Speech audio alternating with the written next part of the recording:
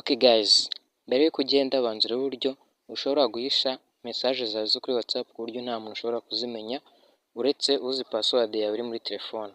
Uraza ufungure WhatsApp yawe nk'ibisanzwe, numara kuyifungura uraza ukande kuri chat ushaka guhisha ugumizeho urutoki hazeho kano kantu ka V.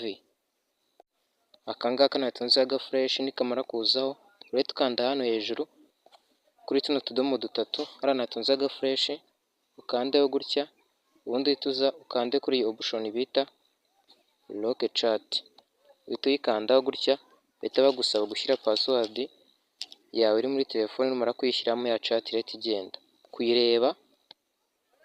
Kureba niba yakwandikiye cyangwa se icyo ushaka kumwandikira ukanda hano kuri lock the chat kuri rino jambo ugakandaho gutya, nanone bakagusaba gushyiramo password yawe ukayishyiramo, ukaza guhita ureba za chat zose warokinze, dore n'izi ngizi narokinze. Ni gutya rero bikorwa. Ushaka gusubira inyuma nanone muri za chat zisanzwe ukanda hano ugahita uhasubira.